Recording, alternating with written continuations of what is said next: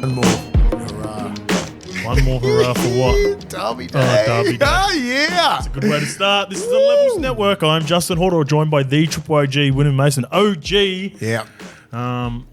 Derby Day's coming up this weekend, mate. Yeah, but you want to let some punters and the listeners know about Vegas. Yes, Vegas. Talk to me about Vegas. What's the plans for Vegas? What are you doing? Are you getting a gang there? Give me the deets. All right. So it's been in the works for a little bit, right? So we went over there last year.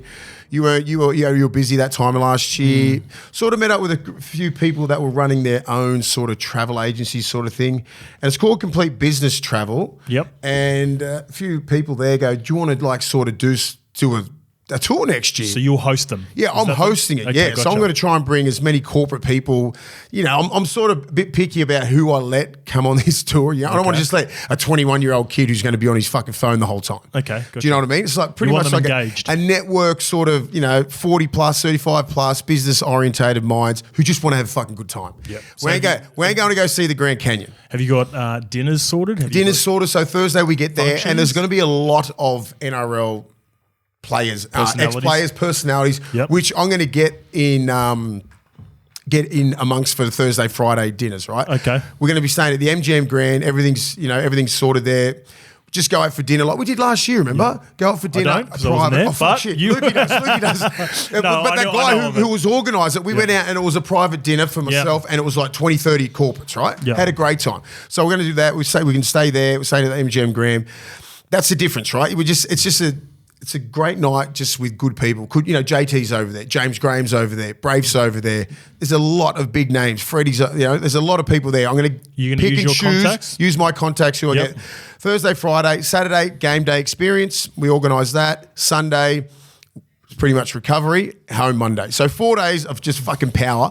Do what you want. No one waking you up. Oh, we're going to go to the Grand Canyon. We're going to ride Ferraris. Fucking go do that if you want. But it's just... Get off your phone. Good times. Be locked in. Get off your phone. Get off your phone. Just enjoy life. Rip in. Have a good time. Fuck off home. Go watch some footy. Watch some footy. Drinks. Have a great time. Sounds like a day. Sounds like a 4 day. Yeah. So I'll put something on. I'll get me and Lukey. We'll put something up on socials. Put the link in below, and then get it started.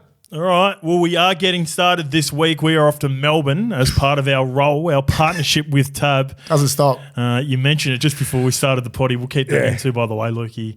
That we are coming off a big weekend already, but let's talk about this week coming up. Yeah. Derby Day. This is where we do our best work. Repeat offenders down there. Love it. And the crowds are starting to roll back in. If the Everest was anything to go by, 50,000 sold out. I think people are getting back into their racing. It's taken a while to get going. We're going to be shooting some. I'm going to throw something for you too. So we're going to do the day in the life of a Levels Instagram influencer, right. Social media. We're not influencers, all right? We're big time influencers. So we're going to have a bit of fun with that. All right, sweet. So I'm going to get. Okay, that's cool. That's cool. I'm going to get Lukey to film some stuff with you, and we've got some huge personalities that are going to be in and around there over the weekend, and we've got access to them. It's just if we can marriage it on the day. So thank you to Haley and the team from Sky Racing, Tab, Kate, and all the gang. Tab's the best. Looking forward to it. We'll be down there for 3-4 days. You know what I think? Just say, with the Everest in Melbourne, Sydney versus Melbourne, they're going to be... I reckon they'll turn up just because they're so competitive, like Melbourne people, right? They'll try and because 50,000 in... Yeah. 50,000 here. There was only 60, 70,000 people last year at Derby Day. Yep. 15 years ago when I was going, you were going, 120. Well, you can feel so the crowds have been down. I know that because of what's been happening, COVID, all that sort of shit. And, it's a bit expensive, but I reckon they'll start rolling up. I think they will too. I think that competitive side of Melbourne they will always come do. out. We want to be better. I'm like, all right, let's Melbourne, show up, Melbourne. Sydney put on a treat a couple of weeks ago for the Everest. Melbourne. What do you got? And we're ready. We'll be there. I'm always ready. Ready to get I'm always ready for Melbourne. Speaking of always being ready, I've got the kit on here, mate. The winning shirt from the WTC Golf Day. I want to give a massive shout out to Will and the team at WTC Group for hosting myself, Mace. Check out the names that were this. LAURIE DALEY. Before we move off, Loz, we'll talk about this on the plane on the way home. He is the most humble 4 premiership superstar, 5'8", nearly an immortal, nearly immortal, like Hall of Fame. I mean, most guys are who have got the runs on the board, but just the way he acts, like just say if we're in a big group and someone will come up and take a picture, he always goes to grab the phone to take the picture like he's not the Laurie, star. come like here, you're mate. not. Like it should be me, 120 gamer. I'm the one that grabs the phone because you got you, Clive Churchill medalist. You got Bars won 4 comps, Terry Lamb. You got Laurie Daly there, and even J Moz and Wado have played Origin and have got all the runs on the board. But all sorry, what was that, mate? Yeah, and Lukey was saying he dropped us in the car. So we were as he's obviously a tab ambassador as well. We had a bit of a dinner, had a bit of a catch up. Just a legend, just like mate. a He's good always been human. like that, so humble and just. Like, I look at him like he was one of my favourite players. He doesn't I always tell him. He just goes, fuck up, shut up, mate. He doesn't let it happen. You know what I mean? I was like him, Ricky Stewart, Bradley Clyde. They're all my people. He feels uncomfortable when He you bring does. stuff He goes, like that. you'll just change it. You go, you had a great career too. Loz, just accept it. accept Like you it, mate. are You are one of the that greats. dude. You are that dude. You're him. It's a cool moment for me too when I was, sort of sitting back reflecting as we were sitting there at the golf day as well. The first ever rugby league game that my dad took me to that wasn't his own game when he was coming through because my dad started playing in 1990 for the Parramatta Eels was the 1994 grand final between Terry Lamb and Laurie Daly. Oh, yes. So that was a cool moment. I was sitting there just like, man, this is like, how greats go through, play footy, and then what we're doing in the podcasting. But that's what I'm saying. Like, I always pinch myself. Like, even though like I've played for so many years and achieved a lot, that doesn't mean anything. Like, when you still feel like a fan when I'm looking at Laurie Daly and when I'm looking at Terry Lamb. Yeah. I'll carry their fucking bags off the plane. Yeah. Do you know what I mean? Like, I've got that much respect for my elders and guys that did it before me and before ours. I'm like, and they were the two guys. They were the guys. Like Bar and Laurie Daly. King Terry, 94 grand final. Kevy and Loz, they were the 5 oats of note during that era. Man. They all had their success at different times. We get to hang out. It's a privilege. Yeah, it is a privilege. And it was also a privilege, talking about humility, to knock you all off. So I let everyone know too. Come on, bro. So there was a bit of a system and you could go, we had an auction down there as well, so you could auction off. So everyone goes through, I think Mace, you might have been one of the first couple, but they went through Wado, obviously Wado, Origin, Premiership, Australia, Wado goes for 1,000. Bang, it gets up. Willie Mason, Clive Churchill medalist, 2004 grand final, multiple Origins. Bang, goes over for 1,000. And then poor old little Scope gets up there. Shout out to Frankie Barrett too, by the way. What about Brodie Jones? Brodie Jones, Brodie Jones is only about 30 games, 40 games into a good ascending career. I like him. And he's a good fella too. So Fletcher Sharp. Let's give the boys a shout out. Fletcher Sharp nice. and Brodie Jones. Fletcher Sharp reminds me so much of a young Gutho. He does, eh? He's got a bit of Gutho swag too. He's got a bit of confidence, got a bit of swag. Reminds me of Gutho when I was there in 2015. Yep, very confident. Quietly confident, very assured of himself, and he's got that dog in him. Fucking play. Anyway, so we go through the auction and, the Scope goes for 700 of the best. The only one not to reach 4 figures. Brodie didn't either. Me and Brodie didn't. So at my speech, I was sort of just burning me all day. Pepped up. It was burning me all day, but I fully appreciate why people. And I knew that he was the best golfer. So I made sure. Well, Wado's the best golfer, but my handicap and I played really well. We won everything. Yeah. We shot 20 under on the day. So there was one hole where we parred. Every other hole we birdied, and then there was you'd pay cash. Everyone could pay. So if you're within distance, you could pay cash for a hole in one. But we still got a birdie on that hole anyway. Right. And we just played unreal. We had a good gang there, and once again, shout out to Will. What a great weekend. Narrabri turned it on. Good little spot. We're going to be there next year. It's great. Yeah, we're running it back. And Will was a huge supporter of our first golf day as well. He sponsored one of our holes and he's keen to get back involved. Some good people in Narrabri, and shout out for having us for the Levels Network. All right, let's get into it, mate. And a lot of people were fired up, not only with, some of the eligibility chat, some of what Mel said, and some of the stuff was paraphrased through our comments as well. So this one comes from, and it's a big one, Mace, and it goes for a while, but I wanted to get this out to start the show. And it comes from 824 T-Mac. Don't shoot the messenger. Fellas, I've got a hot take and the ultimate argument to have over a few cold ones around the growth of the game. Again, please don't kill me for this take, but it's just a debate and a chance to look through a different lens that I haven't seen discussed on any platform. Of note, probably because it will instantly get shut down. But I would love to hear your thoughts on this. I have heard people talk about this, but I think he articulated this really well and, was really well written. So, State of Origin, while immensely popular in Australia and New Zealand, is limiting rugby league's growth on an international scale. Right. By prioritising a regional rivalry over broader global competition, Origin unintentionally holds back the sport from reaching its full potential. Origin is the most financially lucrative fixture in the game, and rightly so. Resources are poured into it at the expense of international competitions. This focus keeps fans, sponsors, and even broadcasters more invested in local rivalries than in growing interest globally, thus stalling expansion into markets like Europe, the Americas, and Asia. Players see Origin as the pinnacle of the game, leading many to prioritise it representing their country. This dampens the competitiveness and quality of international matches. Imagine if Union or football of the soccer variety players valued a regional competition over the Rugby World Cup or the FIFA World Cup. It would skew the entire dynamic of the sport.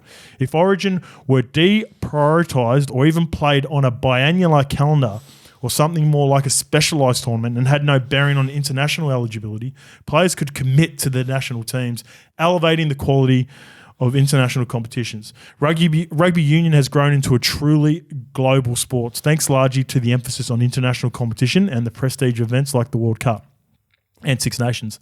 Meanwhile, Rugby League, with its focus on Origin, is relegated to a niche market.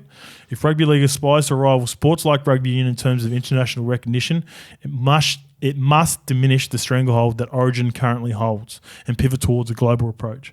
While Origin has undeniable entertainment and commercial value, it reinforces a narrow focus. A shift in focus from regional to international competitions, along with investment in global outreach and talent development, would create a more inclusive, widely recognised rugby league culture on par with the major global sports. For God's sake, everyone, get to subscribing, you dogs. Cheers, boys. He is fucking spot on. Yeah, that's well written. That is very well written, and I just can't even argue with that other than have we just gone too far? And I just don't think we'll ever be able to compete on a world stage because of what we've done, right? What he just said, we've just put it on a pedestal. It's the pinnacle of the game. It's 40% of the revenue that the game makes is Origin. These 3 fucking games sitting in the middle of the year. How do you do? We're the only professional sport which is a relative, it's pretty much an all-star, an exhibition match. That's the fucking focal point of the game. Every other exhibition all-star match is just it's nothing. It's nothing. Yeah. We've put that at the pinnacle, and there's no other sport that's done that. And we've somehow just gravitated towards this rivalry between Queensland and I know how Origin started, so I understand the history of it, and I know why it's so big. But it is bizarre when you look at it in different contexts. Yeah, for sure. It's and that's exactly what it is. Really and how do you ever get back into the international game? You just can't. Do you want? Do we want to? I don't think we want to. Do we aspire to be a globally recognised game? Because you look at AFL, right? AFL's not, but it's so strong in Australia.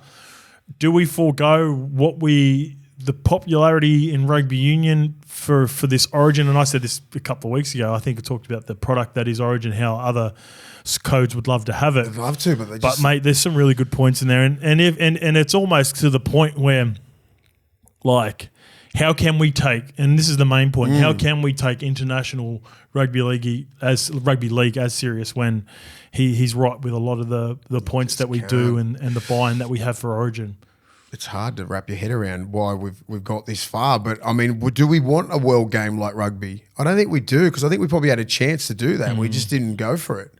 Do we forego World Cups and all that stuff? Do we focus on a Six Nations sort of competition? If we are going to do it, and when we've got to take because it's the history of the game too, right? It's the history that England's been playing it for ages. England, New Zealand, Australia, Tonga and Samoa obviously emerging. Cook Islands, Papua New Guinea, another one. Fiji. If they're in a bowl sort of setup, a top 6 and a bottom 6, with just the countries that are engaged, is that what we should strive for? The international game will never go away, right? It's always going to be the little brother to Origin, pretty much. I love the English playing. I love Super League. The game was born in England, so England's never going to let that go. It's as old as Union. Do you know what I mean? It was massive during the fucking 20s, 30s, 40s, where they had 100,000 at Wembley. Do you know what I mean? The Frenchies have won a World Cup. And they'll never give it up. Do you know what I mean? But I think everything happened after World War II, I heard, where French rugby league was massive before World War II, and then something changed in their leadership, and then they started taking money. That's why Perpignan and all that still got rugby league down there. They put all the money into union, and then it diminished all the league, and they just put money. So it was a money thing back then, and even with the English league, that's been there for 100 years. You know? It's not diminishing English in the Northern Hemisphere, but like focusing purely on like, do we want to break into the Americas? No, I don't think so. We don't, and you're never going to break into the Americas because why would you want to try against NFL and NBA? They're their own sports. They're the biggest sports in America. You won't get 5%. You won't get 2% of that revenue. Do you think NFL, the marketplace? Do you think NFL are worried about the global growth? Fuck no, because they've got the best. In my opinion, I love NBA. Basketball is global, and it's been played global, and it's got that buy-in. What would you rather be, NBA or NFL, where every Sunday everyone's watching your game? And they always talk about it, football, family, and religion or whatever it is. It's embedded in their culture, right? NFL, because it goes deeper into college and everything like that. Yeah. You're talking 120 years, Michigan and all these, LSU and that, 120, 30 years. The NFL's hasn't been around for that long. We can never get a marketplace in there, but like NBA, NFL, I'd rather be an NBA player. I don't know. I'd just rather you get to play like 82 games, you get shitloads more money. It doesn't look like it's wear and tear on your body. You can play worldwide. You can play in a worldwide game, go play in Spain. Yep. And just like more leagues, and Greece and Italy, there's more opportunities. You can be a half-decent NBA player, NBL, still earn a couple of million and have a good lifestyle. NFL, it is the most cutthroat sport you can fucking see in the world. Pretty ruthless. And ours is like that as well. I mean, we just need to concentrate on us. Yeah.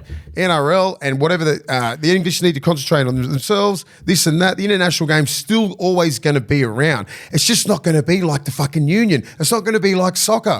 I think we've sort of accepted the fact that like, okay, we're a national game. We've got a little bit of an international flow, but the main thing is the NRL. What was it like watching the test on the weekend for you, Australia, New Zealand?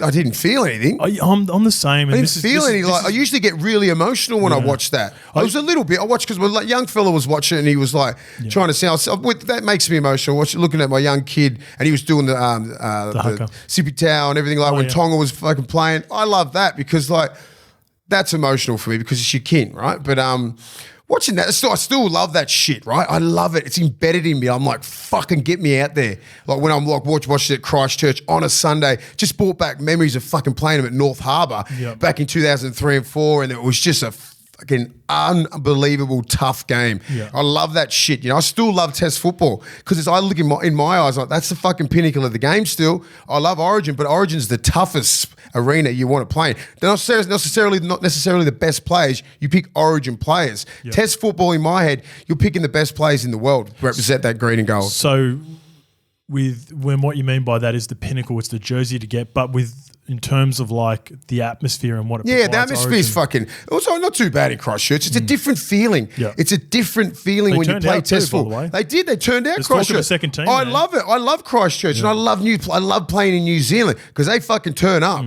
They still love the international game. We're in a good spot. We're the international game here. Everyone just keeps fucking hammering it like it's dying. It's not fucking dying. The players are burning out a little bit, right? Because they're playing so much football at the end of the year. It's a draining sort of season. It's 27 games, a lot Origin. If you're at the pinnacle of the game, you can sort of have a little bit of a whinge. But these main players aren't whinging. If you're busted, you're busted, you have a rest. Dylan Edwards is clearly busted. Yeah, you're clearly busted, but he wants to play for Australia, and it means a fucking world to him. Yeah. Nathan Cleary's busted. The fucking Liam Martin's busted.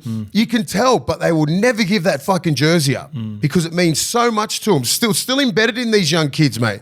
They don't do that. Like it's different with the Polynesian kids because they can go and play for Samoa and Tonga, the Olakuatus and Fanua Blakes and stuff like that. But like not the Aussie kids, man. I can still see that love for that jersey in it. For sure. And but I just don't like the narrative right now. It's like, oh, these kids are, they're fucking burning out. Yeah. Sometimes. That's the main part. You drop out if you're unfit and you don't feel like playing for Australia, don't play. Next man up. Yeah. That's it. It's as simple as that. It's as simple as that. Like, and Mel knows that. You can usually pick about 3 or 4 Australian sides. 20 years ago. Now, because we're losing some players to the Polynesian team, it's a bit harder. All right, let's get to that. This is all. There's a lot of stuff from Mel and Glass Houses, and there's a lot of frustration from the Kiwi sides of things with in the terms of they're definitely the team that's been most affected by all the changes and allowing Samoa and Tonga to still play for their islands while also representing New South Wales or Queensland. But want to give a massive shout out. We got our 30K. Woo! There we go. 50K next year. Yeah, we can get the 50K next year. 50. That's the goal. Instagram slowed down a bit, so we need some good viral that time clips of the out year of this. too. You know what I mean? Like, I'm going to get some juice out of you in this episode. Maybe we would have put this on. All right, let's start off with Uncle Mel, and this comes from Wasta. Uncle Mel put it over you back in the day, Mason. Wasta wants to put it over him. Mel crying over eligibility is a fast. Most would agree that Australia still has the strongest player pool, so he's making an issue over nothing at all. If you force the Islander boys to declare for a country at the start of the year and they don't make them that said team, it's a massive loss for their island nation. Your example of Isaiah Katara is a good one. If he thinks he can make the Aussie side and doesn't get picked, then Tonga lose their one-level playmaker. What stops Australia from seeing him declare for Aussie and then not picking him or purposely, as they already have guys like Cleary, Moses, DCE, and then Tonga gets weaker? I don't think it would ever get to that point, but it is a valid point. Aussie needs to bite the bullet for the betterment of the international game like the Kiwis have since 2017. Initially, it hurt. The New Zealand Rugby League kicked up a fuss, but now the game is in a better place. The Kiwis are easily the most affected team by the Tier 1, 2 eligibility rules, plus their players don't get to play Origin. So do better ARL and give us more international up the Kiwis. Fair points. Everyone's pretty spot on with these comments, mate. I don't think we have a right to whinge about eligibility with Australia. I think we just need to fucking like he said, we've got the best players in the world for Australia. We don't really have to worry. If you want to play for Tonga, like Ola Kawatu, like Fanua Blake, fair enough. Go play. Next man up. We've never really worried about it before. Well, I remember, I don't know, we talked about the stat, me and you've talked about it a lot, the Polynesian influence from 50 to like 60%. Yeah, bro, it's 5% in 2000, 60% now. And I think, I don't know if it was on radio, or maybe you might have just been joking, like we're the minority now in terms of like Australians. That's not the case because there's Polynesians 60, but they're all spread out over the islands, right? So you've got some Tonga, some Samoa, some PG, and New Zealand Māori. So they're all like split up into maybe what, 20, and 20, 20. As well. That's Indigenous. That's a part of it. Indigenous are a part of it as well. It's about 65%. You still got 40%, which Australia dominates, and they do still look super strong, even with the Pacific Islander boys like Jerome Lawler, Stephen Crichton, Brian Toto in years past that haven't declared. And if it is indeed true, we see guys like Payne Haas, Tena Fasua-Malawi, and all those sort of guys jump over, a bit like Murray Talangi and Jeremiah Nanai have done recently. So this one comes from Zahn One. Sorry, back to that. Like, what? I don't understand the whinging of that when we put out there in the narrative that we want to grow the game, we want to grow the Pacific game, we want to grow the international game. Then when they go to the others, we need to you make eligibility rules. Like, you can't fucking have it both. Yeah. You need to grow the game and let these guys play it. Because and back to the first question, because we put Origin on such a high pedestal, these guys want to play fucking Origin. Yeah. Like, come on, like, just pick your poison. Yeah, and they do they literally get the best of both worlds. They get to represent their heritage and play Origin at the same time, which is the best way. Despite what we're talking about here, is still perceived to be the play to the rules, boys. Play to the rules. This one's from Zahn One, and they're all very, very similar. Mel cries when the Island lads decide to play when their heritage, but is happy the other way. He was correct what he said about Xavier Coates. He wanted to represent the other side of his heritage. He needs to be consistent because he has really had a sook in the past over the Samoan lads. So you can't then say, you poached you poached Xavier Coates from PNG, and you said, it's his right to be able to represent the other half of him, and then complain about the Samoan boys going the other way. So that's maybe remember what you say. Yeah. Like Mal's a very passionate person. When you talk to a person like Mal Meninga, and you talk about representing the jersey and that, his passion just comes out because he just fucking loves Australia. Do you know what I mean? So you talk to these old school guys who were like the 80s and 90s and all that kind of stuff and 2000s. Australia was the pinnacle. I can fully appreciate where Mel's coming from. And I love it. And for people to just take it out of take it out of context. You listen to what he's really saying, right? But he needs to understand.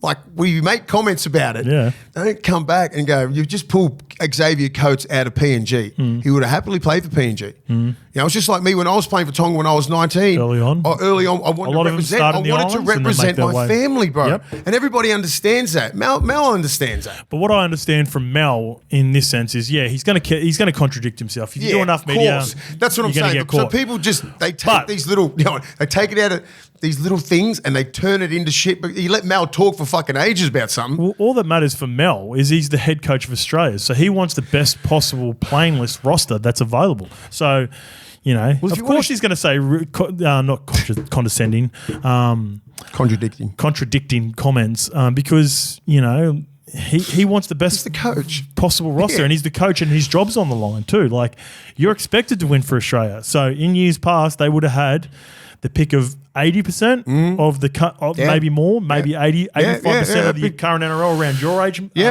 era, Mace. Now he is probably looking at closer to 40%, 50% of players. And you still got the best side. Come on. Yep. And then this one comes, and this is from the Damas, and he's not as pointing the finger at Mel. He's a little bit more understanding. For the players turning from Tier 1 to represent Tier 2, the reverse has been happening a lot over the years, and no one bats an eye. Hannah capped for Samoa first, then went to the Kangaroos. Who's that? Who? Hammer. So he played in the World Cup, remember? Yeah, he did. Chance Nickel-Klogstad and Rapinoe capped for Cook Islands, and then they went and played for New Zealand. The list goes on and on. And I have no problem with it. But if the reverse were to happen, suddenly it's big news and a big problem for people, and that is what I take issue with, the double standards. It is. It's a fair point. It is double standards. Points. No one really cares, you know what I mean? Like when they're playing for Samoa and everything but then they go, I'm going to play for Australia. It's like, it's a big deal. Yeah. But that's the evolution of players, mate. Yep. You can't go straight to the top. Is there any like the top echelon just go like that? Do you know what I mean? The guys have to come through the grades. Example, probably Big Tino and Payne Haas. Payne Haas hit the scene so quickly. 20 years old, boom, boom, straight to that Australian jersey. Did Tino play for SAR at all? I think he did. I think he played one test in like a friendly throughout the season. Seatown or something. I think so. Let me check that. Where is Big Tino? He did play for Samoa in 2019. Yeah. I think Payne Haas didn't even have a chance. Payne's just too good straight from the start. By the way, we're going to get to my front rowers, and by far the most competitive since fullbacks. In terms of like, I really struggled to move a few players around, and I was looking at age and trying to convince myself on styles I was going for and how I'm going to win. So it was a real tough one, the front rowers. This is to do with me playing for LAURIE Eagles. Had a couple of boys chip in. This one comes from Polly Hoshi, my dog. Didn't know you were from the mighty LAURIE Eagles, Hoz. I grew up playing for LAURIE as well as only living down on Mount Smart Road, just around the corner from where I used to live. The Fish, Glenn Fischiati, just also played for LAURIE. The Foz, Kieran Foran. So Foz was there the same year. We had a chat about this when we were playing together. We went back. And we actually did a training session for the Nines. Remember? Yeah. You were there for the Nines in 2014. Yes, I was. We did the training session at LAURIE Eagles. Oh, no way. Yeah. So that's where. So me and Foz, there's a big picture of multiple pictures of Kieran Foran. Yeah, not one of them. The and Logan Swan. Logan Swan. But if we did he goes, when I grew up, I looked up to these guys at the club. But if we did podcasters, you'd be number one. Love the podcast and also love me some Big Willie. Oh, yes. And then Will's T chipped in. The name you mentioned from the Papatoetoe Panthers, Isaiah Tuava, went on to play for the All Blacks. Dude was originally a gun league player, but his school scrapped league altogether, so he ended up lost to Union, but apparently he was a talent. So speaking of that, you imagine New Zealand did the same thing and everyone could drop the ABs and all the Polynesian kids didn't play for New Zealand. That'd be fucking hectic. You take some of those World Cups back. We'll see if they're eligibility. That's a really good hypothetical. It'd be similar to Australia though. I still think for the most part, Sevilla, Sonny Bill, like those jerseys. I think early on, the pedestal that jersey's put on. Still think for the most part you'd see guys like Xavier Coates. Because do you know why? Because it's the best of the best, right? If you play the All Blacks, you are in the best team in the world in the history of sports.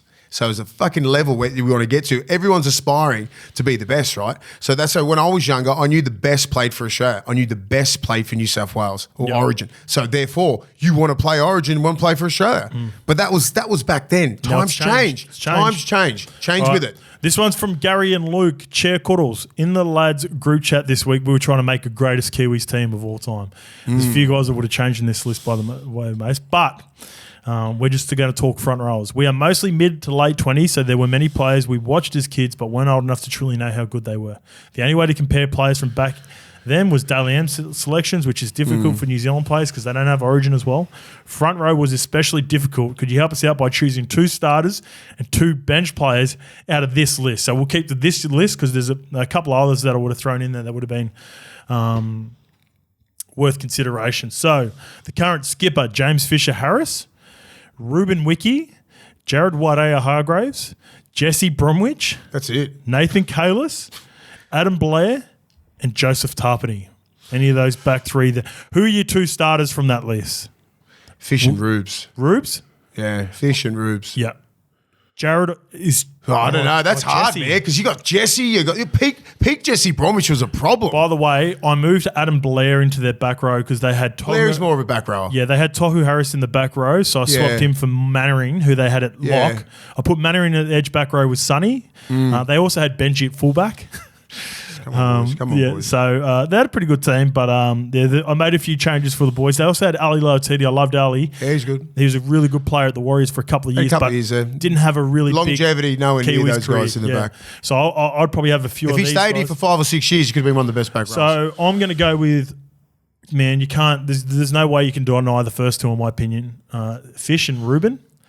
Yeah, that's. But then you look at Hargraves and Jess. I'm not disrespecting any of those guys. Yeah, and I love big Tarps. problems. I love Tarpane as well, bro. He's the dude. And Nathan was I don't think Nathan Kalis is in that conversation. Was right on the edge. 2008 World Cup. Not compared to those guys, bro. Yeah. Nathan was a different sort of front rower. Yeah, it was that sort of. Yeah, but I mean, he just compare him to Fish, Rubes, Kayla. You know what? Bromwich. You probably want to go. You probably want to start Jesse, I reckon, because Jesse's your 60, 70. He's not a bench. You want him to set the tone. 2010s, he was a problem. Imagine bringing. I reckon you start Ruben and Jesse and bring Fish and Jared. I'll put Ruben to the back row with Sonny, and put fucking Mannering at lock. Yeah, okay. That's what I do. Okay. Mannering was slept on, man. Yeah, Mannering's good. No, I put Sonny at lock, and I put Rubes and Tarpane in the back row. Start Weary, Hargraves, Bromwich. Man, I'm having. There's a lot. I could fuck around with that pack. Frankie Pritchard. Because, Frankie Pritchard on the left side back row. Sonny. I want Sonny at lock. Sonny's best position on the footy field was lock because I can't have such a highly skilled player like that sit on a fucking edge. Right, he needs to be both. You got a guy like Mannering who could sit on an edge, left edge, or with Frankie P. Let's go with this a little bit because we'll get outside backs. I think get the Kiwis talking about this. Not as debatable, but they try to fit Benji. Isaac Luke at hooker too. The Isaac's a lock hooker. I mean, him Bully. And Bully's a lock. Sorry, at hooker. Because they wanted to fit in Stacey and Sean Johnson. No. They put Benji at fullback. I'm going to make you to make a call, and I'll throw in Jerome Hughes and Kieran Foran in that conversation I'm putting as well. Fucking Kieran Foran at 6. Yeah, and I'm putting Stacey Jones at 7. Wow. Yeah. I would have gone that too. Yeah, I know. It's a tough call. Yeah. But Stacey, I've played against Stacey. I've played against Sean. They're both great players. Attack-wise, peak both those guys. I fucking don't like it. Oh, they're both scary. And I'm like, you're talking 2000s, the mid-2000s with Stacey, and you're talking 2010s with SJ. Fuck, mate. That's a very... 2 great kicking games. Because they're defensively, both pretty much on par. I think like Stacey's probably a little bit better defender. Yeah. But that's probably what pips him. Do you reckon Stacey sort of at that time, you talked about the focus about spotting up halves. He wasn't a spot. It wasn't as prevalent? No, he wasn't a spot. Yeah, gotcha. There was only, I used to spot every halfback up in the game. That was my job. Yeah. And he wasn't a spot. Yeah. Joey wasn't a spot. Craig Gow wasn't a spot. Brett Kamali weren't a spot. What was good about his technique out of Stacey? What was his... What was Stacey's good low center of gravity? Watch how he's built. Have a look how he's built. Nugget, he's a nugget, mate. The power in that those glutes and calves. He bends a little. He's fucking short, bro. He just Bang, straight in the ribs. Little straight Brooksy build? None, yeah. Brooks? He's that. Yeah. Don't worry about none of the baggy jerseys. Fucking swagger. There's a fucking man. There's a man-child underneath that jersey. Yeah. Stacey was it. Stacey was the dude, man. Sucks. Would you agree with me that I could put Sean Johnson at 6. Do you think because we're sort of that was your era that we put Stacey on a pet? Because I reckon Stacey's a lock for both of us, and then you just figure it out. I don't. I just know what a fucking player he was. You played against all of them, actually. Yeah. And I think so you're the best ask. SJ is. I could easily put SJ at 6. He was that talented. Yeah. But because of Fozzie's toughness and just like grit, kicking game's good, defense is crazy, attacks everything, goes to the line, cops his hits, fucking great leadership, man. It's hard to leave those halves out, man. Yeah. Because I love both of them, mate. The front rows and it's, you know what? Considering where we were, I think maybe when I was, coming through as a huge fan of what the Kiwis were doing. Man. Last 15 years, 15 years. Where we've come in the halves, because that was a huge problem for us playing against your best of your Nigel Vungana, you put Nigel Vungana at 6 in 2003. Yep. And I think there were even and he fucking dominated the game. Nigel in the centres. Nigel's a lock for the centres. Nigel's centre? Yeah, Joseph Manu centres. They're a lock. Yeah, you got Clinton Torpy there a couple of years. He was dominant. Torps is a good shout. Rapati was good. Torps is a Tia good Rapati was pretty good. They've got Manu on the wing. Yeah, Manu We're pretty was much good. going through all the team now. Francis Melly would be a shout. Francis, yeah.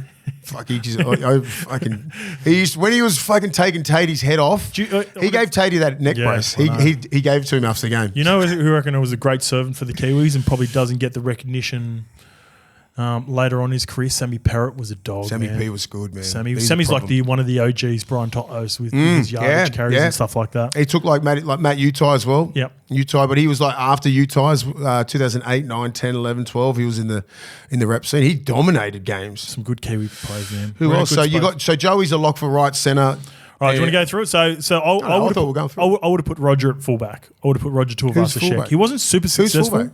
They had Benji. Fuck off. No. Yeah, so RTS. Rog, easy, bro. Rog. I like the centres, Joseph Manu. What about Brent Webb? My man, Webby. Well, we get asked about that all the time. Yeah. That's what you ruined me. That's why I got fucking hit and everyone thought I disrespected the haka because me and him were taking the piss out of each other. So Stacey Jones, Kieran Foran, Bully's a lock, front rows are crazy, back rows are crazy. Yeah, you can go through there. Yeah, so yeah, it's a tough one.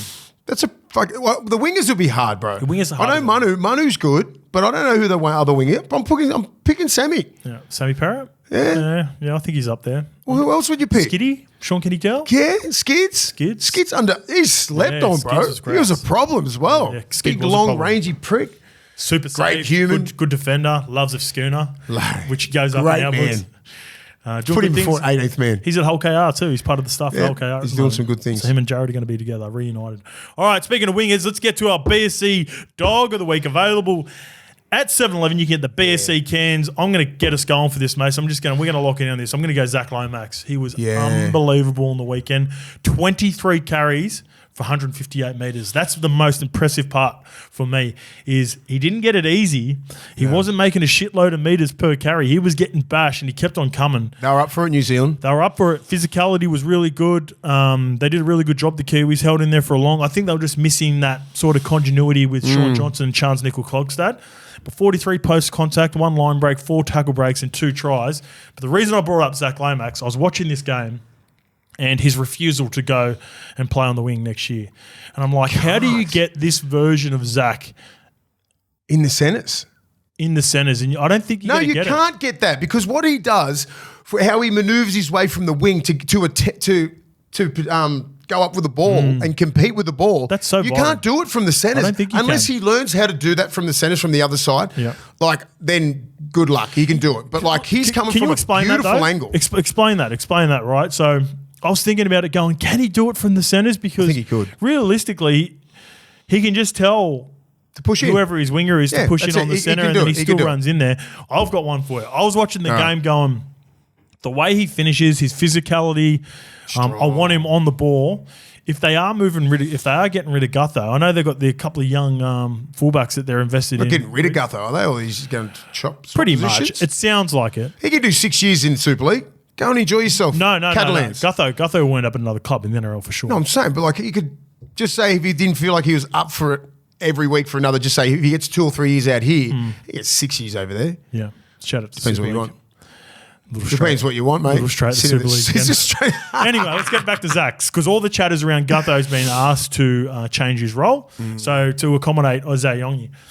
Do you reckon Zach can play fullback? I don't know. I think he could. Same as you. I think he could. I easily think he could. But some of these tries that he gets, right? Yeah. When he's the last person on the line and he just uses his brute strength, you know, but if he's centre, you're not scoring those tries because everybody's coming over. Everyone's got you got two or three people jamming in you. He's getting these one-on-ones where he's bigger, stronger, and he can get the ball down. He's a mismatch one-on-one. He's a proper mismatch. You know what I mean? But he's not a mismatch in centres. Not in the centres. Because he's not ridiculously quick there. He's strong as hell, but you get a lot of help. There's no one-on-ones anymore in centre. It's very hard. It's very hard to get your one-on-ones because everybody comes up, slides in, schematically hunts inside hips, and they just fucking belt centers. You're up to your center to leave you one-on-one with your winger. Bang, you can beat him. That's what he's the best at in the game. Well, he doesn't want to play I winger. fucking know. So do you think to get the best out of him, because I don't want him anywhere near the centers. I reckon he's a wasted talent in the centers. I reckon you either got to somehow convince him to play wing, where I think he'll just dominate at Parramatta, outside of Mitchy Moses on that right side. I think they'd kill it. I think when he made his decision, I just think he was just like, how do I get out of this contract? No, I think he's doubled down on it recently. He's doubled down. He said he wants to play centres. So, well, let him play centre then. Just to see how he goes. I think you need to get more out of him if you're going to pay top dollar and play him. I think he'll be wearing number 3, right? I think in some certain moves and everything like that, he could be, when he chases kicks and that, he'll push one out. Yep. I think there'll be some certain instances where he does play on the wing in coming out of yardage and everything like that. Yep. You could just mix it up with these guys a little bit. Defensively, like you could name him centre. Yep. And like he'd play in the centres offensively, but then defend out on the wing. Yes, there'll be a lot of things like that where if you really want to get the best out of him, you just don't stick these centres just on their edge and just let them hang. Yeah, sorry, mate. Where did you just send that in the group? In Instagram? On Grindr. Oh, here we go. We've got it. So, here we go. What's up? Dragons and Ben Hunt have reportedly, this is coming from Bloke in a Bar, shout out to the beak of all beaks. He's a bit grumpy at the moment, grumpy coffee. Ben Hunt mutually agreed to immediate release. He's done. Ben Hunt is a free agent. Nice. Where to go, Ben Hunt? Where do you go? Broncos for Ezra Mam. If they're willing. I don't think he would. I don't want to talk about the Ezra Mam situation. Does Reynolds and Ben Hunt fit? No. They don't suit. No, they don't. They're similar players, mate. Do you think they could find a way a couple of vets with that fucking roster that they got? They need to control the game. They're both like this is who's going to move. Ben Hunt. Yeah, he's the one. If he's willing to play 6 and he thinks he's the guy that can get him over the line, I've seen the deal happen. I've seen Ben Hunt move from ball dominant at the Dragons and play hooker lock for Queensland. He's. I think he can do it. Yeah. Right. I think he can do it. I can think it's up to Brisbane if whatever they want to do. Remember at Brisbane? Oh, hooker at Brisbane. I think with the Ezra Mam situation. I think he might be North Queensland. That looks, if he can go there, that's the one piece that's missing up there. Chad Townsend's gone. What about the Titans? If he wants to win, I think they've still got a window. Tino, North Queensland. Keanu Kinney looked fucking really good on the weekend. Brimo, unsure what's happening with him. Depends how far north he wants to go. You know what I mean? Can he put up with the fuck? Is he Mackay as well? He's not Mackay. No. Where is he? I think he's Brisbane. Yeah, okay. Not too. I feel like he's country Brizzy. Country Brizzy, not Brisbane, but like what's the missing piece up there? For Titans or Cowboys? No, the Cowboys. Yeah, Cowboys, definitely. They're one spot off. They're one person off. And I think he's ring chasing at the moment. Yeah, for sure. Where does he fit where that you can get a ring right now? Sydney club? Yeah. Apart from Penrith. Any Sydney clubs? Your Dogs? Bulldogs. I think Roosters? just say if with no Sam Walker? You got Sexton there and you've got the young kid Mitch Woods. 2 years, 1 or 2 years, you get 2 years out of him. I think we've got a window there. Him with Matty Burton would be Matty Burton, mate. Sexton can sit there and learn. Mitch Woods can sit there and learn for 2 years. Do you think Roosters are in enough of a window with all the losses that they've had for him to consider them? Yeah. But I think they've got too many halves. The guys, the Joey Manu's, the Hargraves, and all these guys are gone. The leadership's not there. He can't go there and just put it all on him. Yeah, true. But you still got Radley, Teddy. Newcastle Knights. Radley, Teddy. Newcastle's the Knights is the big one. Newcastle's so you got him. A huge shout. I think if you put him, I think they go from a top 8 team to like nearly a top 4 team. Wow. That's how much. Because they've still got the forward pack and the back line to go of anyone. They just miss that leadership, and the spine's been suffering up there. Yep. You got Kalen Ponga up there. You can put him at 7. Gamble could probably play 6, or that's 6 spots up for grabs. Yep. You got everybody up there. Agreed. You got Price. You got Cogger. Go for it. Instead of going for 3 positions between them, they go for 1. Fired up. Lukey's looking. Are you trying Parramatta. to get? You trying Don't to get Parramatta fucking team in here. But Dolphins. Yeah, Dolphins. Yeah. Yeah, you got Katoa there. He needs to play 7. Yeah. He needs to play 7. I don't want him coming in and going, I've got to play 6, change everything about him. He can change it for Origin, but week in, week out, 300 gamer, he's a 7. I don't care what people say about Ben Hunt because he hasn't had player, mate. a lot of success at Dragons. Ben Hunt makes pretty much every roster better. Bro, that he goes way to. better. That's what I'm saying. He turns Newcastle into a proper contender. Yeah. Yeah. He turns the Bulldogs into proper contenders. Take off your Bulldogs cap. No, it's off. Mate. Bulldogs are out. Bulldogs. How do you know? What are they? He's read. Look, he's read ChatGPT again. He's rolling. Get off ChatGPT. I got Gus GPT. All right, that's breaking news. But let's get to England versus Samoa, and I'll give you a bit of a rundown on this because Danny Page wrote in YouTube, why no preview on England versus Samoa? Fuck, I didn't even know it was on. Danny. Yeah, you know why? I didn't know it was on. The team list went out. That's why I didn't put it in there. Well, then fuck you then. Get your team list out. Yeah, so they take a little bit longer. They played on Sunday, I believe, so it was Monday morning. I watched it too, by the way. I KO'd that. This one is from SFC Watts. Talk about Samoa versus England. I want to know what your take on it. And do you think it's fair that the referee is not a neutral referee? I just want to know because of a neutral standpoint's opinion on it because I think the Samoans were hard done by. But I will only accept what Justo and Willie think on this topic. Big fan still, only new to the potty, but let's push. The refereeing in the UK is poor, full stop. This is the same referee. Get an NRL ref over This there. is the same referee that refereed the Wigan versus, I'm forgetting his name. I should have written it down. Derek for real. He is synonymous with shit calls. They're all pretty bad over there. Yeah, mate. he's bad. And I've got a message from Jonathan Harron a little bit later on, but I want to get to the main part of it. I thought England were the better team, much better team. They've got a real, and you'll agree with this, they've got a real unorthodox style play. And one thing that I think catches you off guard when they play in internationals the first time and when you get to the Super League is they don't necessarily play the percentage play. No. So you know how you work, like teams work to a certain point and they want to get this shape off. They play footy. They'll go at you, and if an opportunity arises, they'll take it. I love how they play. Yeah. And that's what England do well, and they've got some really good players over there. The second try that Mariner scored is how Samoa, in my opinion, should attack. Now, they improved immensely in the World Cup when they got dusted by Samoa and by England and then up getting them in the semi-World Cup.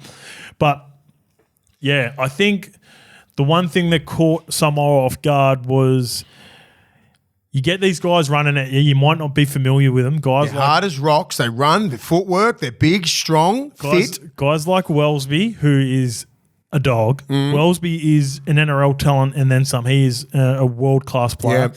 Matty Ashton, he's the fullback that plays for Sam at Warrington. He's a world-class player. I like the two Wigan guys. I like Pavard, the front rower. He's a bit of a sort of Paddy Carrigan sort of front rower version of which is good. He's had a heap of success at Wigan in the last couple of years. And the player that the CEO at Wigan wouldn't take over Nathan Cleary, Harry Smith, played really good, mate. Yeah. Played really good. They're He's a good player. team. That's what we always say. Like half these guys in the England team could be on rosters over here easily. The casual NRL fan doesn't give. They don't because they don't give. Well, I look at him going, he could play NRL, he could play NRL, and you just rattled off a heap of them. Yeah. Where Samoa is getting caught up, they didn't like defensively. We're just trying to copy and paste what NRL teams do. Yeah. Right? Well, you get used to the system. It's the same system over here. That's why New Zealand and Australia is so hard to bust each other because everyone's fucking working so hard. Do you know what I mean? Like it's the same sort of positioning. Where the Pommies are very unorthodox, the way they play. They just come up, they hit, they get numbers in, they're rough, they're tough. They're not scared of fucking Samoa or Tonga or New Zealand or Australia. There's no fear factor with those brothers. They welcome it. They love it. They love it. They're playing over in England. North of England. Usually, the Polynesian, the Pacific don't travel well. Yeah. The buffets are there. The training, you're in there for, like you're just there because you're on tour and stuff like that. Like it's hard to focus 3 games, right? Do you reckon they'd be getting first class flights now too? Samoa, there's a lot of money put into it. Treated pretty good, man. Everyone's getting treated good. And so they should. But like it's hard. Even me being touring over there 4 times, it's hard to play England. In England, wherever you're playing, the fucking grounds suck. It's cold as shit. And Samoa are not better than England. No. They're not. No. And England should win. Will you put a full strength Samoan team in there? Yeah, you could go head to head with them. But that's a good team. Oh, a full strength Samoa side would be a problem. It's a problem. It would be a problem. For Australia, yeah. But England they're still dogs. You know the part when they do the sippy towel and the civvy towel or the haka for New Zealand, I'm not a fan of it. And this is an example because I said it on the weekend. When Gordon Chan Kum Tong got in the face of, by the way, he's a little dog too. I forgot to mention his name, little Mikey. If they're doing it against other nations that do huckers, get close to each other. If you want to extend that, like what New Zealand did, they did the haka and they did it from about 20 metres away. I don't like it when they get in their faces when the other team isn't doing a war dance back. Do you know what I don't now, like? I might get roasted by my Kiwi counterparts here or my Pacific Island counterparts. Let me clarify. If it's Tonga versus Samoa, get in each other's grill because you both going through a war dance. But when the English players are just standing there and you've got to cop it like little Mikey Lewis did, and he's like, let's go. I love how he's like, Gordon, and by the way, I was very respectful after it. I just don't like where they create that boundary when the opposition team, I don't know. No, I'm with you. I'm just saying, and I don't really like, if I was like, you better be starting. Yeah. You know what I'm saying? Yeah. You better be starting, right? If you were going to fucking deliver that, you better be in the middle. Yeah. Fucking laying people out in that first set. You got a little bit of dog in him, Gordy. Oh, I know, but you can't roll there and just go back on the bench. Yeah, that's true. Let the big dogs got to handle it. I'm with you. Did you see Frankie Molo stare down Matty Lees for? I love it. If you're in the middle, get about it. Okay. Fucking be about it. Get in everyone's fucking face because you know what? You got to deal with this shit. He's sent it. I was just sitting there, I'm fucking angry at that shit. Yeah. Because I'm like, if you're in the middle, and the middles have got to take care of everything, mate. If you're in the wing, who gives a fuck, fullback, centers, everything like that, whatever. You're getting your play twos or you might touch a ball to the third set or make a tackle. What if it's Brian Tyler? Brian, of course he's going to do, but he's just, I don't know. I get it. You're that intense and everything like that. But when you're saying, when you're doing against like the Aussies and that, when you can't do shit, we're just sitting there respecting what you're doing. That's my only pushback. Get the fuck out of my face. Yeah. Yeah. You know what I mean? I'm like, he's lucky the guys that respect the war dancers so much. You're fucking not pushing the dude out of your face. You can be there. Don't be fucking there. Yeah. Don't get your fucking house. Even here's okay. Here. Don't be here. Yeah. I'll fucking push him in the face if someone got into my face that much and I'm doing it. And you could do a haka back. You're getting pushed in the fucking face back. Yeah. And it's probably going to ruin everything because you're going to get in a fight. There we go. But I understand. I love it. But it's like, dude, don't touch fucking faces. Agreed. He's lucky that the Lewis kid, he's a little kid, right? Oh, no, he's 23, 24. Fucking young, he's a half. Yeah. He's tough, a dog, they're tough, those little pommies. Next time, England, fucking throw down. Have some balls. Well, I was just reading this article too because this come up because I was looking, and this is a little bit off kilter here, but go back up. Don't know. So who's this? Queensland, Corey Parker saying the same thing. Yeah, I love it, right? I love the war dances, the islands or the Pacific. They go fucking hard. Do what you want. It's a fucking, you're throwing it down. Yeah, you're throwing it down. But when you're doing it against Australian shit, like even New Zealand, they're way back there. They're not in our face. They might be here, but that's the boundary right there. Yep. It ain't here, bro. Yeah, it ain't there. Especially, and then you know what? And the part that also I didn't like is that Gordon wouldn't have been, and Frankie wouldn't have been familiar with Matty Lees. So here's another example. If Cheese does it to Harry Grant, them two are boys. I know there's love there. Like, you know, doing it to a random who's just standing there, that's sort of the bit that was like, I don't like it. Bro, the thing, just say back to the haka where they think I disrespected that. It was me and fucking Brent Webb calling each other names because Webby was just there, and I was like, "You fucking learn the haka. You can't, you can't play for this fucking Aussie. You can't get this Aussie jersey. Guess why you're playing for the New Zealand? You fucking." That's what it was fucking said. Yeah. You're fucking not good enough because I'm taking the piss because he was taking the piss out of me when we were singing the anthem. Yeah, because we're mates. Yeah. It wasn't anything rude. It wasn't disrespectful. You fucking, this and that. I was like, there was nothing rude or anything like that. Remember I'm pretty sure it happened to Nico and someone in the Indigenous. But that's good because Nico's doing a war dance as well. So that's 6 again. Yeah, if you're doing a war... No, we're just saying if you're England, if you're Australian, that you don't get to do shit. Yeah, they got to stand their ground. You got to stand there. Example of you use the hypothetical. Yeah, that is a good one. It was Nico and Cheese, wasn't it? Yeah. It was Nico. I think it was Nico and Cheese. And there's respect there and there's love there. So, again... Not one of those fucking Samoan brothers know anyone on that English side. Gordy wouldn't know who Gordy Michael doesn't was. know fucking... He don't know half the NRL. I love his intensity, but I'm like, I would want you to do that and then fucking start at hooker. Or just get a little bit more distance. Do that, then start at hooker. Okay, gotcha. All right. I like that. Starters, yeah. I'm like that. All right, there you go. There's a viral clip. Surely that gets us to 50K. That's going to blow up. Oh, take a breath. How I honestly fucking feel. I was watching that in fucking... It pissed me off. It made me angry. Yeah. I'm like, I'm thinking, what would I do if that little fucker or anyone in that side was here? I don't care if it's Frankie Molo, I don't give a fuck Payne. if it's I don't care The who Rock. it is. I'm flogging him. Fucking pumping fucking Jason Momoa, everyone. Jason Momoa. Fucking copping strays everywhere. I'm just, get the fuck out of my face. Carl Drogo, he's getting it too.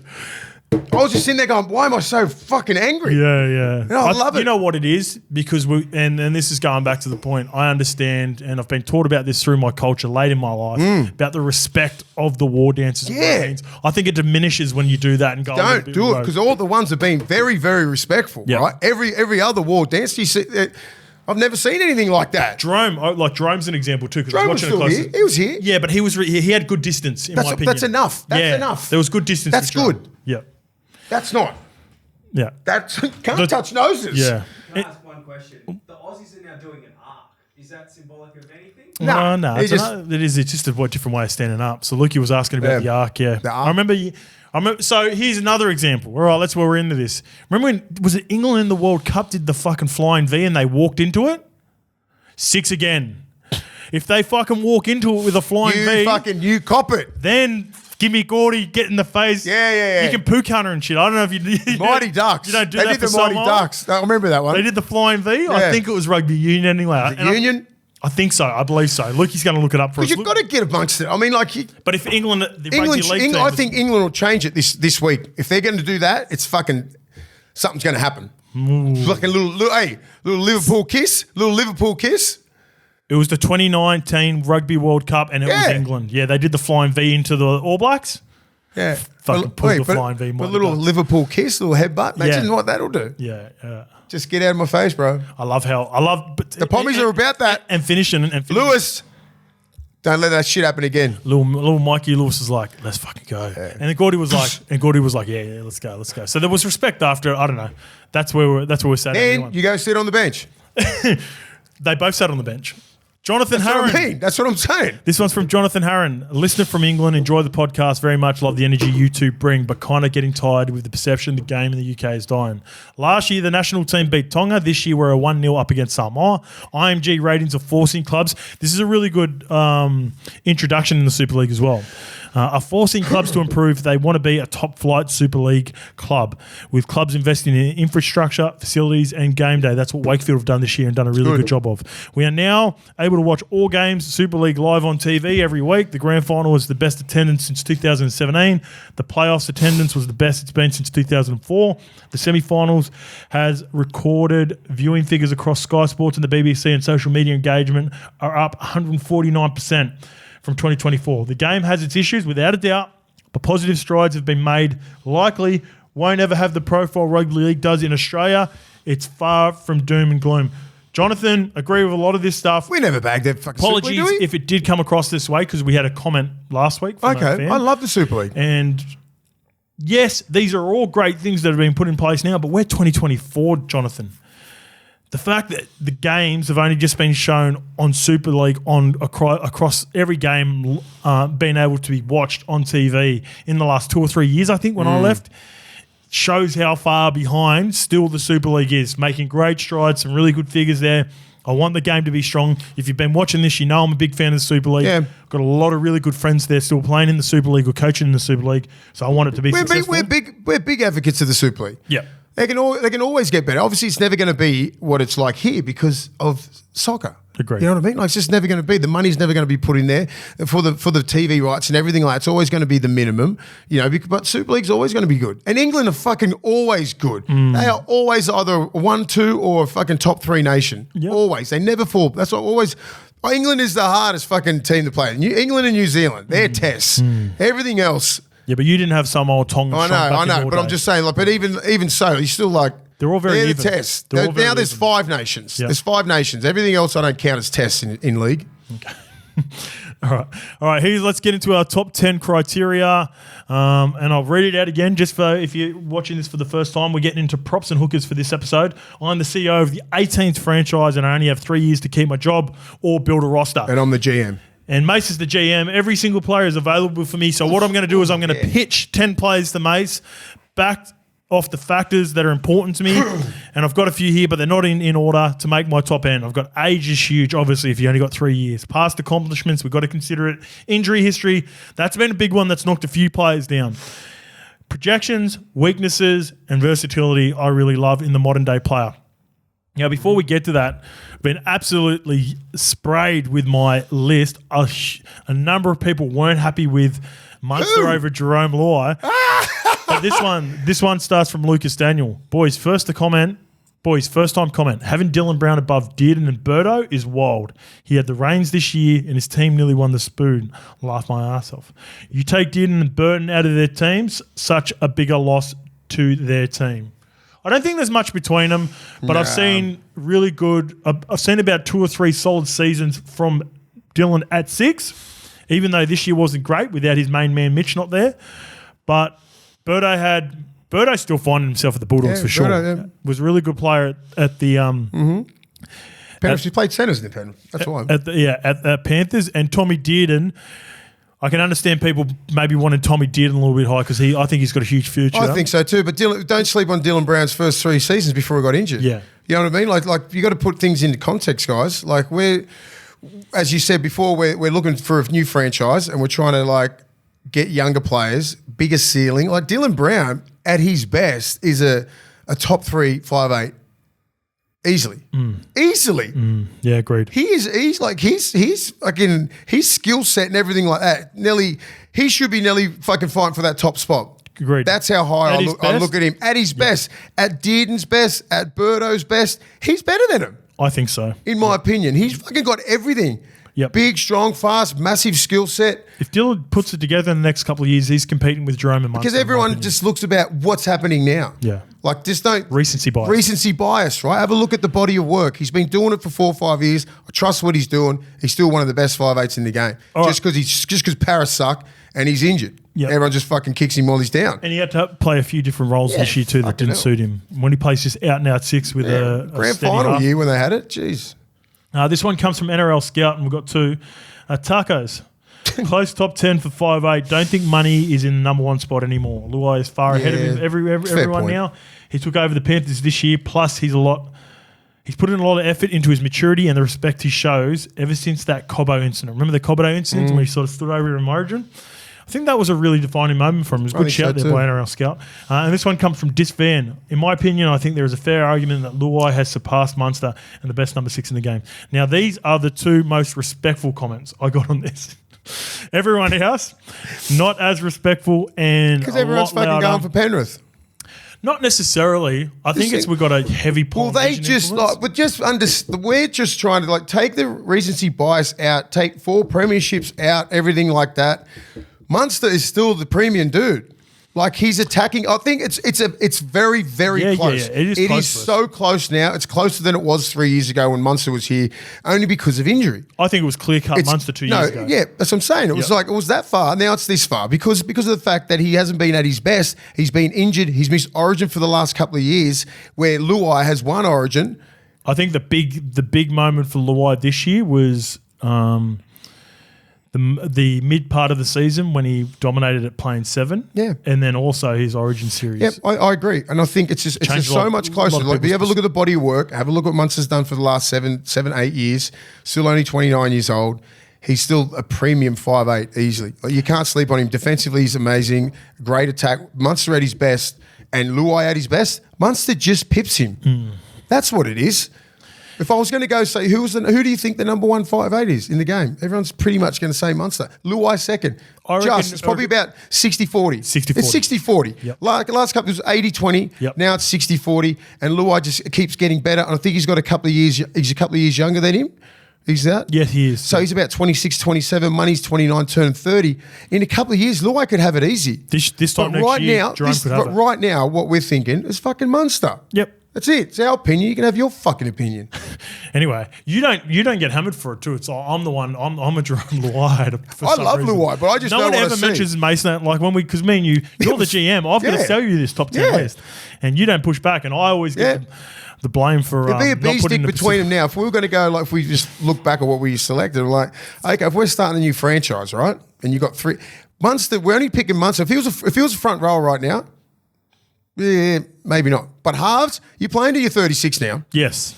Yeah, the age thing's not as much. The age thing is not as bad as it was 10 years ago. When I'm just looking at Munster or a halfback, we're like, bro, your last contract will be when you're 36 if you want, if your availability. I think the age thing matters more in the outside backs because you lose pace. He's never if money loses pace or anything like that, he just slips into lock.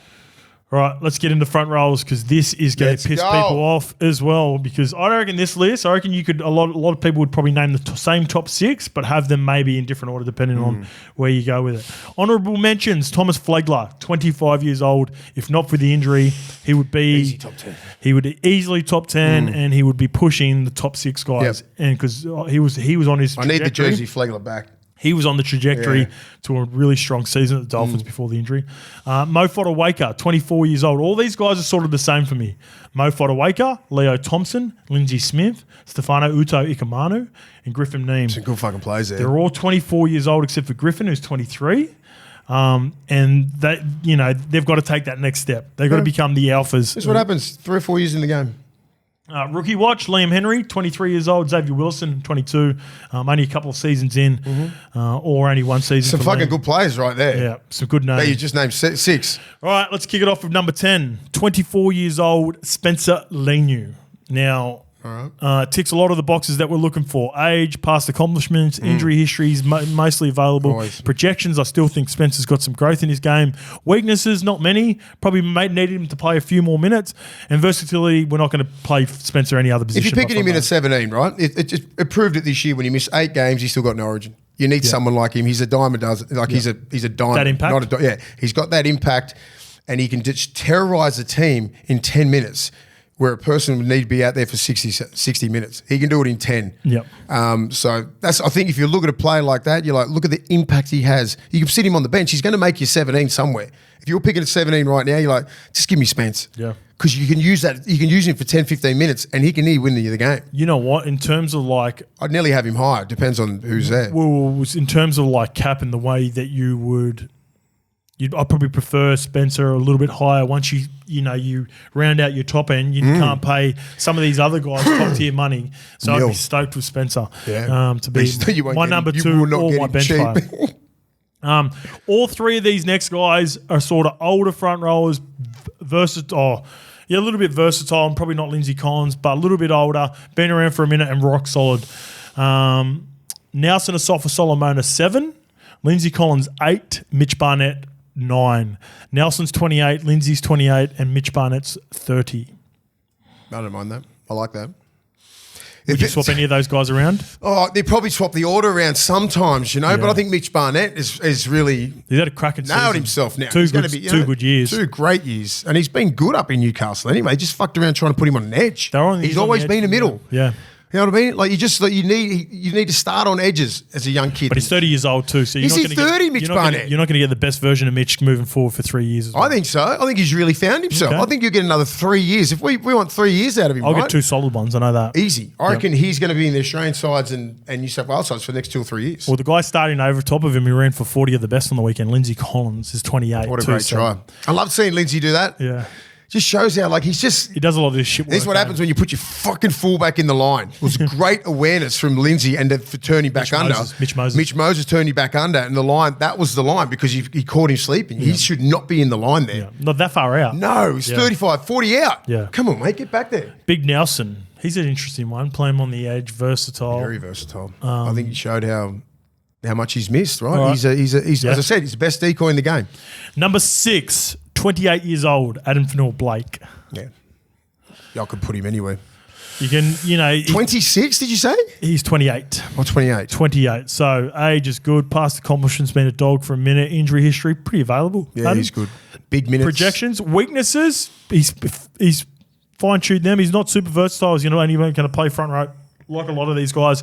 Projections, we pretty much know who Adam is. So on top of Adam, and this was a tough one. Sorry, and he will get a lot better. With his deficiencies, there's a lot in his defence, right? He gets a lot of those guys for the Warriors and stuff to clean up a lot of his mess. He's gotten way better, but Fitzy will fucking fine-tune that. Yep.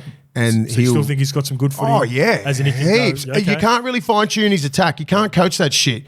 But it's the defensive systems that he's been in. And try scoring, that's unbelievable. You can't coach that shit. Number 5, Moses Leota. 29 years old. Accomplishments speak for themselves. Age is still nice and cherry ripe. He's going to become the guy next year.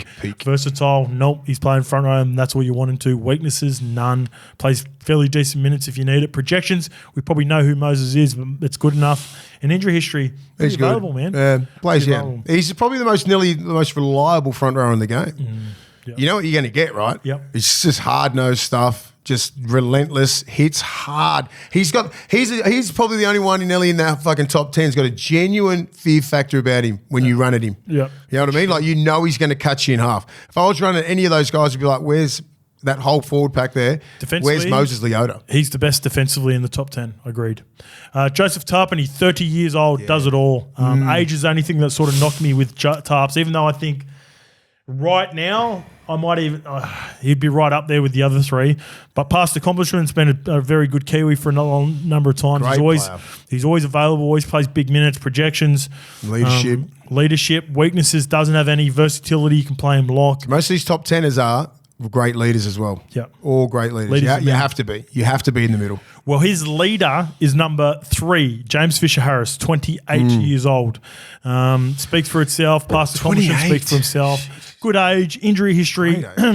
Projections, still think Fish can do some great things with the Warriors. Weaknesses, doesn't have any versatility. Started in the back row. Probably don't want him to play back row now, but leadership again in spades and just that dog mentality. Proper. And defensively, outside of Moses, he's number 2. Number 2. Now, we've missed him this year, but I didn't forget about him. Big Tino Fa'asuamaleaui, 24 years old. Now, the thing that Tino and our number 1 have over all these other guys is age. That's only it. They hit the scene early. They play huge minutes.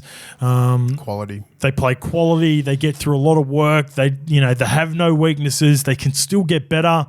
And Tino's probably got better versatility than number 1. But number 1, you don't want him to play anywhere else but front row. And he's still only 24 years old as well. That's scary, man. Payne Haas, number 1. That's it. I think I could swap the top 5 around a little bit on their day. Yep. But going on age and just trying to build a new franchise, you're like Payne Haas and you'd go Payne Haas and Tino, right? Tino's probably pipped him in defence.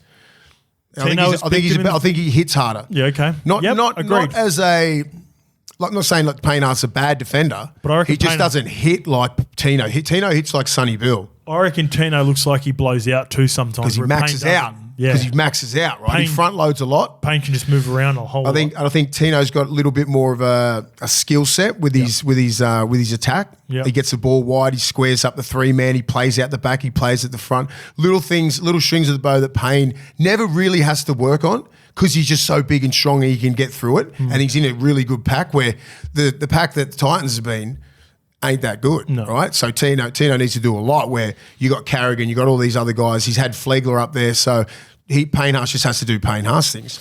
Remember, if you disagree and you want to get some comments read out, whether, pushing for a certain player, don't come and attack me, because there's going to be, I reckon, people attacking me.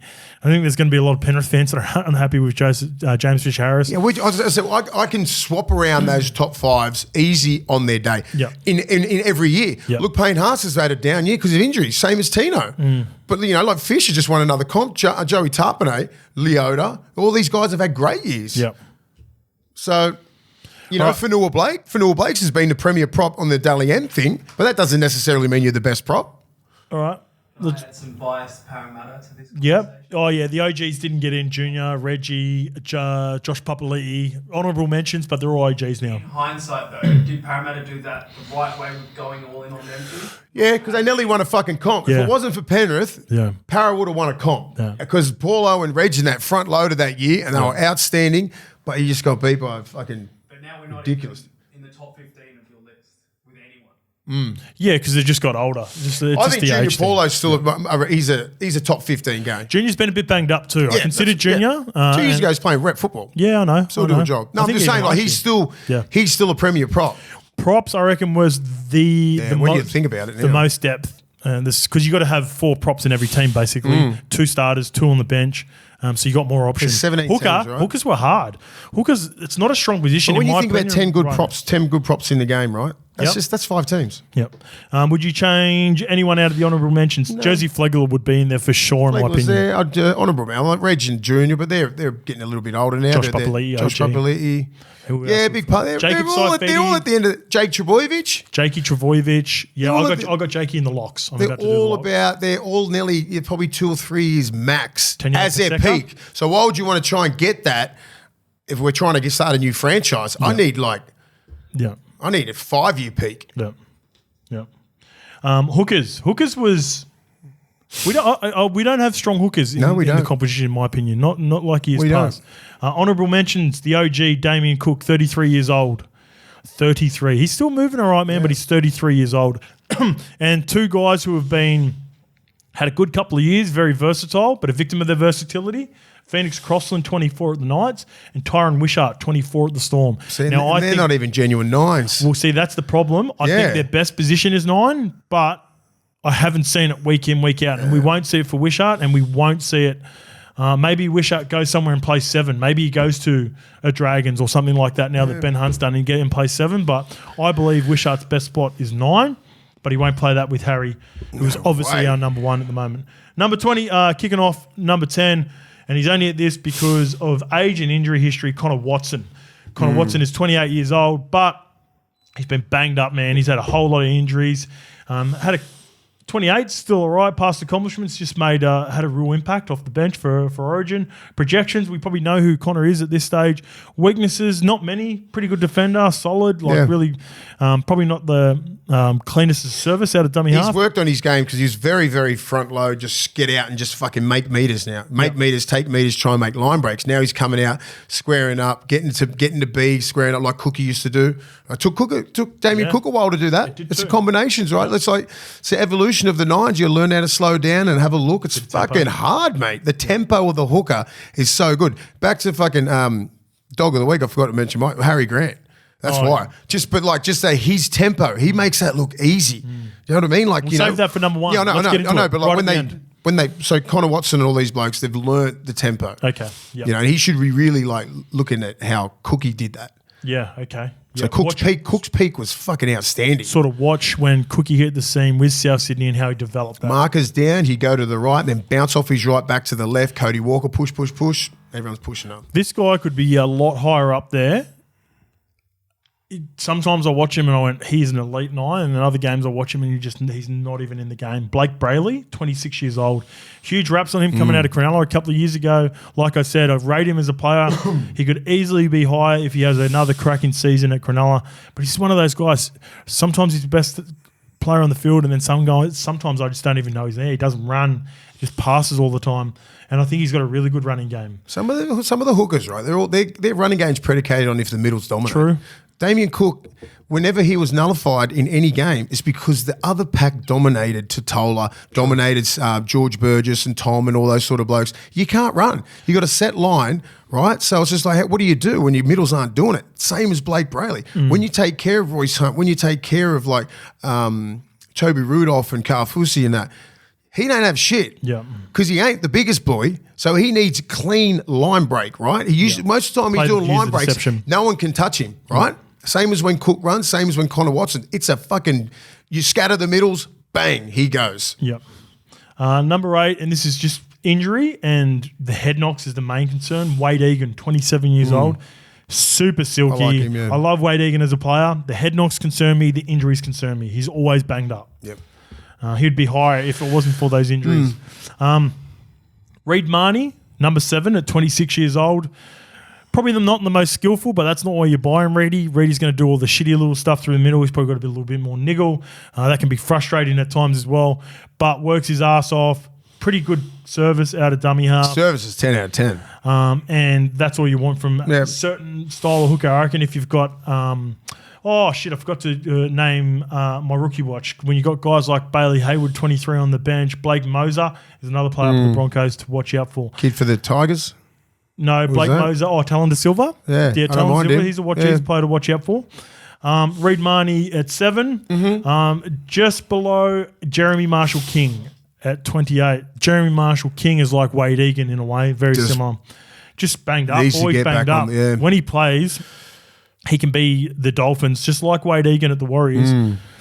Top 3 player at the team, a franchise sort of hooker, but they've both missed shitload of time. Yeah, when Wade Egan's strung one good year together, right? His best year, hooker of the year and everything like that. He was silky the year before. He was, but like that was his best year. They get to a prelim and everything like that. Like that's where he can go. Little Penrith boy, he can play. All right, number 5, Brendan Smith. Had a couple of rough years of late Brendan Smith, 28 years old, but we all know the block of cheese when he's full flight. Super versatile. You probably want him with another hooker on the bench like a Connor Watson or whatever. You don't want him to play 80 minutes because he just goes balls out. He's another guy that could use some tempo. But I love the way he plays. People forget what Cheese was. And when we talk about physicality in defence, there's probably only one guy on this list that beats him, and he's sitting at number 3, and we'll get to him in a bit. Yeah. But Brendan Smith, 28 years old.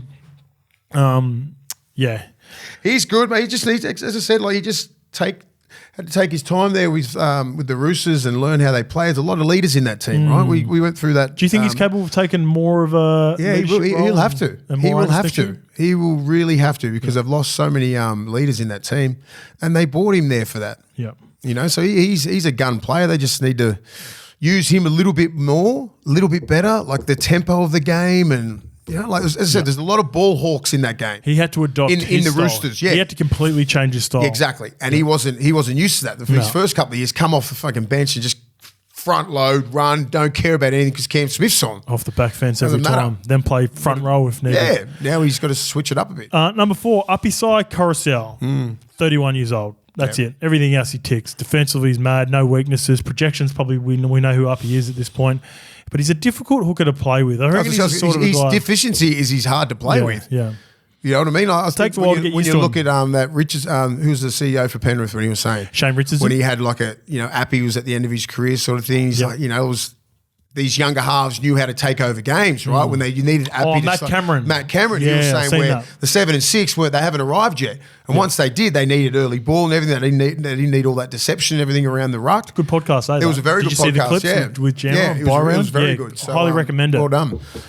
But he made sense. I'm like, okay, Appy's he's a gun player. He's very deceptive. Yeah, but the timing needs to come with the 7s and everything with him. Yep. Nathan, and even the middles. Jerome have established you need to understand how he plays. Yep. When you do, your game will go through the fucking roof. It would have stunted the growth of Isaiah Yeo, Nathan Cleary and Jerome Law. Because they need the ball. Number 3, the guy who took over, Mitch Kenny, 26 years old. Him and Reece Robson were very hard to split. I went Reece Robson because he's got the jump on him for Australia and New South Wales at the moment. Even though, as I said before, I reckon that was just a decision between selectors. Like, fuck, let's go Robson. Yeah, I think it was a coin toss. I would play for New South Wales. I would have both Reece Robson and Mitch Kenny as my. That's hard. You just got to pick one and then have someone like Birdo or whatever just coming off the bench. You know what I mean? Yeah. You just can't have two bodies like that. Well, they can play front row, Well, you fucking middle could lock. if you want. Mitch Kenny could play lock easy. Yeah. The Cam McInnes model, but better. New South Wales should have picked him. That's what I was thinking that anyway. I was just thinking, I'm like, he could easily play. I don't know. That's the selector's problem. And Harry Grant, number 1, clear cut. Yeah, and what particular did you like about his game? I just like he won him the game. Yeah. He sped the ruck up. He ran when he had to run. He was just tiring out their middles because New Zealand was up for that game. Their defence was outstanding. They bashed Australia, but his runs out of done. His kicking game, they were ugly looking kicks too. Yeah. Just jamming them in a corner, like finding his space. Kick chase is unreal. Finding space and just like not trying to overplay it, not kick it too far. I know what you mean by that. He doesn't have the most pretty. He doesn't have the prettiest kick. Have a look at it's it not in like Cam slow mo. Smith. They are not coming. I can get some AFL people down there and teach Harry Grant how to kick. Yeah. No, it's just because he goes flat out, Yeah. and he had to sit there, and it just didn't come off the boot that good. But he was the best player in Australia. When you follow the quadruple OG and he fucking He's tempo. That's why Cam Smith just makes that shit look so easy. All right, that is the top 10. I don't think that's going to have as much pushback. No, and hookers have. As I said, look, the first couple of hookers you said were like, they're slashies. Yeah. They're bench player, like come off, play Hybrids. lock. Hybrid, hybrid lock. I mean, hybrid hook. And that's what most of them are now. They're all like sevens and all these guys at high energy like Connor Watson. Like, let's just fire him in a hooker. Yeah. Pacific Championship, and this will decide who goes through and plays Australia in the final. Kiwis versus Tonga. Coach Stacey Jones sticks with the same starting 13. The only change coming on the bench where Newcastle's Leo Thompson, he had a one-match suspension, so he'll take Jordan Ricky's spot. Aaron Clark is listed as the 18th man. Lukey is playing with my team list. Get out of there, Lukey. I'm only kidding. Tonga, just the one change for Tonga with Roosters. Youngster Siwa Wong added to the bench in place of Keon Kalamatangi. You got dropped, Kalamatangi. Give birth. His partner's given birth. Congratulations to Keon and the family. So Siwa Wong will take his spot. You know what I found strange? I seen the podcast that Josh Mansour did with Sifa Talakai didn't make it, the Tongan team. How? He's a machine. I would have. How the fuck when you put him in front of Sonny Luke? Sonny Luke. Is that where you're at? I'm just looking at the 14. Yeah. As if anyone can't come on and just play a little bit of hooker and give Havili a bit of a break. Sonny Luke's not the answer on 14. I think you got to have Sonny Luke because Saliva Havili is just not. I know that, but just say if he can belt out 25-30 and you can just put someone like, put him in the middle, put Sifa Talakai in the middle, he can play hooker. Nah, you don't want Sifa. You don't want Sifa playing. Someone can get in there and you can pass a ball from hooker. You got to do is defend. I would have. All we're doing our front row, it's just all predicated one out and just fucking smash it. I would have Sifa Talakai over Siwa Wong. Yeah. That's who I'd move. Yeah, I just think I'd find a replacement for Sonny Luke because defensively he's a spot. And if I was them, I'd play Tolu Collar at 6 over Lola here as well. Yeah, there'd be a couple of changes because they're the weaknesses. Because when Sonny Luke comes on, like they're just everybody front loads against him. Defensively, he's not good. All right, the Tab have got New Zealand favourites at home, $1.52. Tonga at $2.55. Very dangerous game for New Zealand. We need to win. Come on, against the Tongas. This is the Levels Cup. Tonga I know, but like you got to like fix your spine up a little bit, right? Who for us? For Tonga. Like, well, Chansey played. Fuck, Chansey's brave. I love watching Chansey.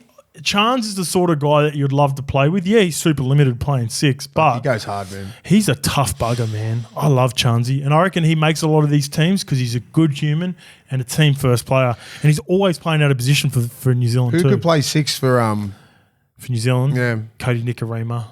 No, for Tonga, I mean. I reckon give Tolu Kola a go.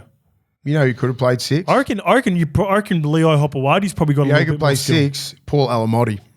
You reckon? He could, yeah. His skill set is high. Okay. And you could put Kola in at centres. Yep. That's what I would have done. All right. Because I've seen that there kid. Might be a late change. I've seen that kid play and seen him at training. He has got the skill and the hands of a 5'8". Yeah, okay. That's a big shot. There you go. Yeah, and that's I just don't think the coaches know that. Well, yeah, not if they haven't seen it day to day. They haven't seen him because they know he's an out-and-out centre all the time. But who's the Tongan coach at the moment? I don't know. Oh, Christian Wolf. Wolfie. Yeah. And something need to happen there. You're not going to beat New Zealand like this. It's going to be fucking hard. I reckon it's going to be a tough game. It's going to be a tough game, but like this is for everything, man. Go through to the needed final. You look at that game last week. You're like, you need to change a few things to compete with New Zealand or Australia. You cannot have the same team. No, they can't. Do you know what I mean? Like you've picked the exact same team. Yeah. So I'm expecting a few changes in this. deal game. with it. Yeah. Deal with the result then. If you want the exact same team, you're going to have the exact same result. We've got the odds for England versus Samoa up here as well, but the team lists aren't out at the moment. But let's move on to the Cookies versus PNG.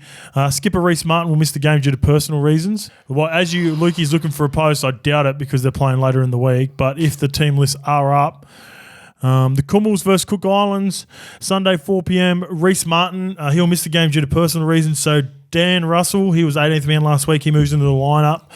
Judah Rimbu is listed to the start as the hooker with Liam. They're also missing. I tell you, I wanted to. Let me see if I can get him up. See if he's playing. He's a gun. He's been playing over in the Super League. Ipape. What's happening to him? Kylian Mbappe. Ipape. He killed it. He's had a couple of good seasons over in the Super League. Could you find it, Luke? The one who plays for Warrington? No. That's the centre. Okay.